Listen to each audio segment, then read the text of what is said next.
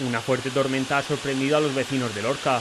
La Agencia Estatal de Meteorología había desactivado la alerta amarilla por precipitaciones, pero finalmente la lluvia ha azotado al municipio. Sobre las 4 de la tarde, una tormenta acompañada de granizo de grandes magnitudes sorprendía a los vecinos de pedanías como Zarcía de Ramos o Avilés, donde el agua comenzaba a descargar con fuerza dejando calles anegadas.